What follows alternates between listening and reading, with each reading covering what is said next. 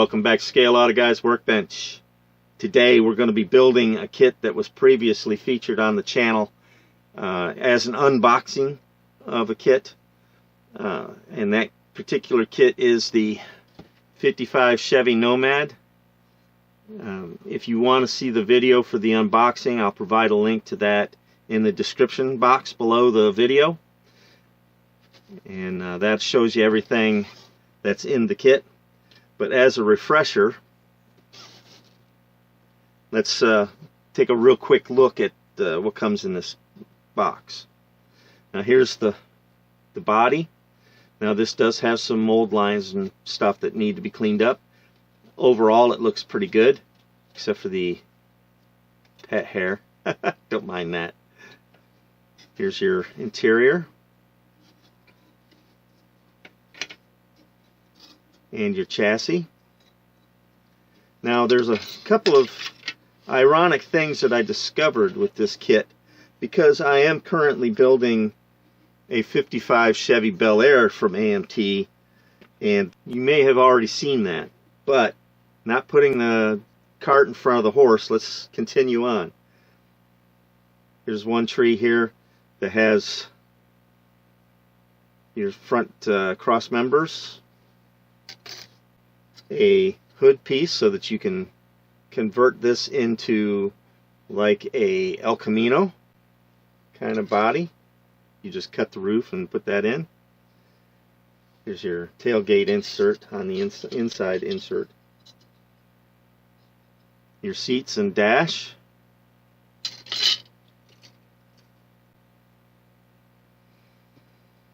Engine parts.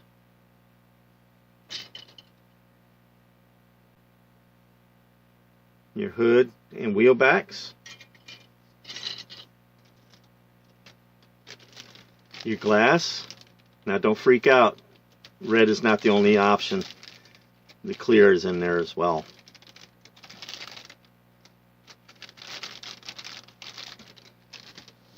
So you have that option, you can do clear or red. Here's your tail lights, and this clear piece inside this bag here is for the window for that roof line.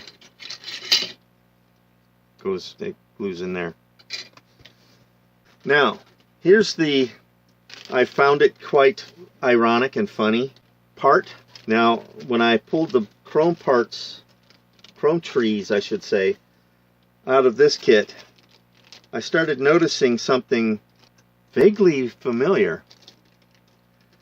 These are the same exact chrome trees, the same exact chrome trees as the 55 Bel Air kit. Same identical ones. They put the same chrome trees in both of these kits. There are no variations. They're exactly the same. Here's the other one.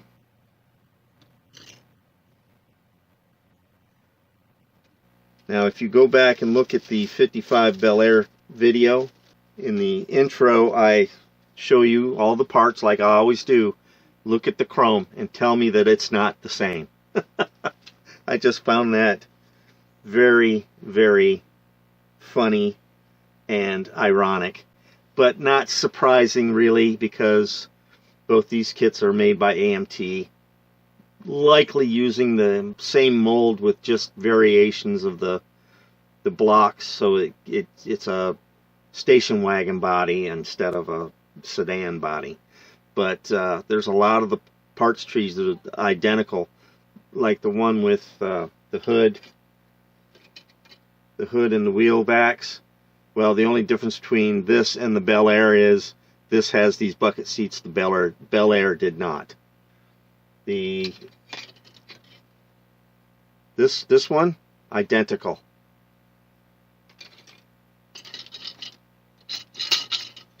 This one here, mostly identical. It's missing this portion and this, but it has these pieces and the drive shaft on the same tree. Front seat was all by itself. This was missing the dash, and the seat was on the same tree. So it's kind of funny and odd all at the same time, and I just find it kind of comical. Alright, one other thing that was different between those two kits is this one comes with some blue stripe Goodyear slicks and bias ply tires that have a thin white wall and a wide white wall, depending on what style you want to do. Another thing I like about this kit that the Bel Air did not have is the decal sheet. The Bel Air had a decal sheet, but it's not as good as this one, because this one, if you look right down here, it has two sets of gauges. Well, the Bel Air did not have. So the Bel Air is under construction right now. This one is getting started. Guess what I'm going to do with the spare set of these? You got it. It's going in that Bel Air sedan. Other than that, I don't usually go with these big kind of decals. I'm not building this as a race car. I'm going to be building this as a kind of a custom sedan, or custom station wagon, I should say. So there's that. And here's your assembly instructions. Okay, let me get some kind of partial stuff put together, get the body cleaned up, get that prepped for primer, and I'll see you at the paint booth.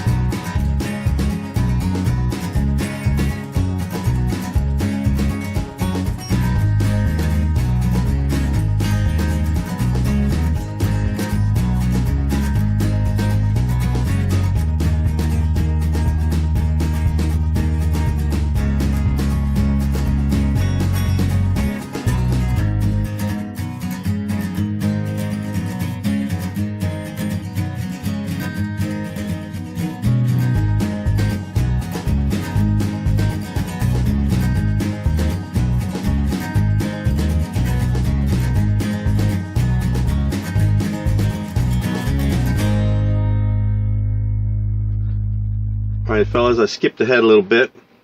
Not too far though. Got the body all set. I just finished up doing the suspension. If you watched my video on the 55 Bel Air sedan, the suspension goes together exactly the same way. So I didn't see a point of showing that again. If you're interested or you have some issues putting the suspension together, I suggest you watch my Bel Air sedan video, and I'll put a link in the comment or description box, excuse me, description box below, so you can pop over and take a look at that video. But for now, I just got the body sitting on the chassis just to kind of see how it's going to look. As you can tell, I'm not using the stock wheels and tires, and so I went with a little bit bigger tires on the back and some smaller ones on the front. I also did kind of a shackle kind of thing. I'm a homemade shackle on the rear of the springs to kind of lift the back end of the car up a little bit. I didn't want to make it a low rider, so that's how it's going to be. That's the stance that I was looking for. So the car is a little bit lifted in the rear. It's still stock height in the front. I did not drop that. I have the engine over here ready to go. Now that air cleaner came from the parts box. That did not come from this kit, so I wanted to add that onto it. I stayed with the stock exhaust manifolds because, well, it's got the molded in exhaust system, so I didn't want to go with the headers and all that. I've got the seats all taped up. I'm getting ready to head over to the paint booth. I'm going to throw a coat of the body color on the seats in the non-taped off areas, and I got to paint this little piece here that goes in the firewall, and that's about it. So let's head over to the paint booth. Let's get these seats painted. I'm going to go with, well, you can see I went with the almond, and then I went with teddy bear brown for the floor. The seats, you know, I'm still not sold on the seats being green and tan, but I think they're going to be green and tan. So let's go ahead and finish this up. I still have the bare metal foil I got to do on the body, and that's about it. So let's head over to the paint booth and let's get this these seats painted up, and I'll see you there.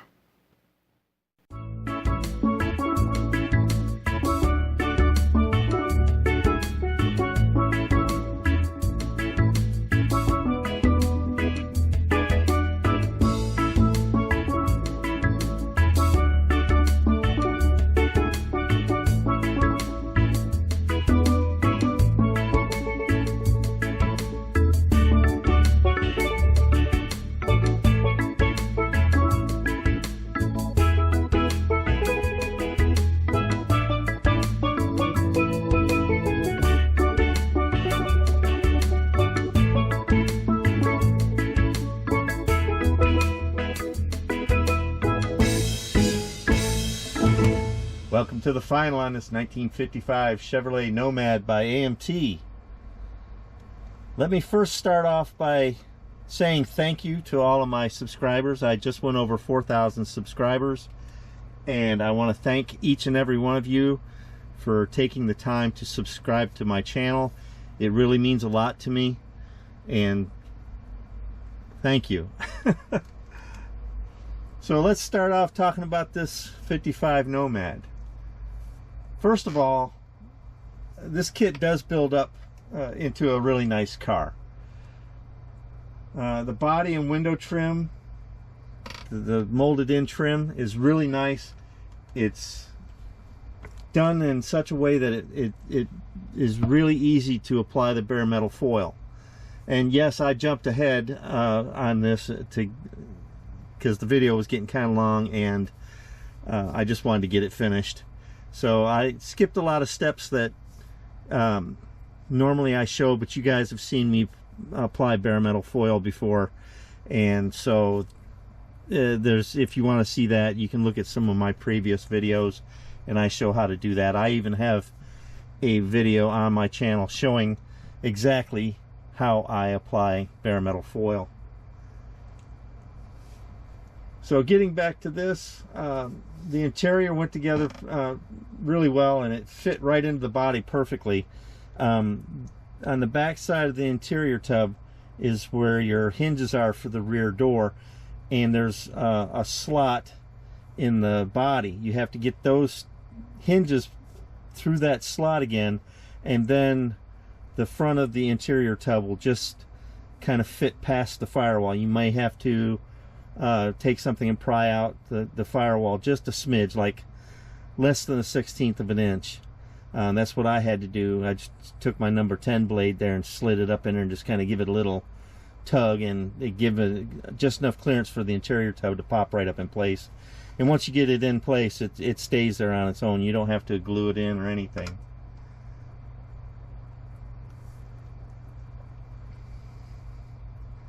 So after all of that, once that's all in place,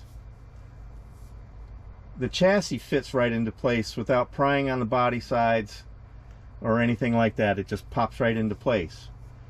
But that's kind of where the fun begins. And what I mean by that is, when I put the chassis in the body, the forward frame rails fit through 2 slots in the front end, and the same for the back. It just kind of sits on the body. And that's when I discovered that the chassis, like all of the previous Tri-5 builds I've done recently, there's just this ever so slight warp in the chassis that requires gluing and clamping to get them in place. And you kind of have to do that, otherwise your bumpers don't go on straight, because the bumpers attach to those little frame rail nubs that stick through the body. So I had trouble with the one side on this, on the front. I couldn't get it to glue in place for nothing. I had it glued and clamped for 24 hours, and as soon as I started to put the bumper on it, it snapped out of its spot. I glued and clamped that thing for like 3 days straight, and that's another reason why I kind of was rushing to get this done, so I could get this video out this morning for you guys. I ended up having to take my old number 11 blade. I have a number 11 blade I use specifically for heating. I heated it up with a lighter and kind of, for all intents and purposes, welded that frame rail to the body using that hot knife. That was the only way I could get it to stay in place. I glued and clamped it, and as soon as I would touch it, it would pop free. And I'm not one to use a big glob of glue. I don't like glue bombs at all, and I wasn't about to start now. So that's why I went ahead and did the hot blade and basically welded it. Now I realize how drastic that sounds, but like I said, I'm a little pressed for time and was done playing around with that thing. So I just went ahead and done it. Fortunately, it was a very small spot in a somewhat hidden spot up underneath the bumper. It'd be difficult to see, and in the end, the chassis is in the place like it should be, so I could get the bumpers on there straight. And it turned out pretty well, even though I had to take that drastic step. Now, something you've probably noticed, the wheel stance on this is a little bit off. The front wheels sit inboard of the body a little, and the rear sits out like at the body edges. And I don't know if that's a shortcoming on the front end, or if the rear axle's too wide. I don't know. The tires, of course, are not helping the situation, because the rear tires are just ever so slightly wider than the front tires. So that may be lending to that look. It's not a bad look, it's just kind of an odd look.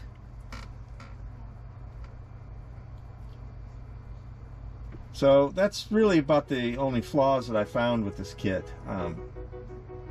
I can honestly say that this build was fun until it wasn't. And even then, it wasn't really all that bad. Just a few minor glitches, and they were easily corrected. And overall the kit still builds up pretty nice. Well, this build is done, and I hope you guys enjoyed this build video. If you did, go ahead and click those thumbs up and share buttons. And if you have the hype button available to you, I'd appreciate it if you hit that too. If you have any questions or comments, please write those in the comments section below, and I'll be happy to respond to you as soon as possible. Be sure to follow me on Facebook, or you can drop me a line at scaleautoguy@gmail.com. If you want more videos like this one, make sure to hit that subscribe button below and ring that bell so that you'll be notified when I post new videos. Thanks for watching Scale Auto Guy's Workbench. Thank you to all my 4,000 subscribers. I'll see you all on the next build.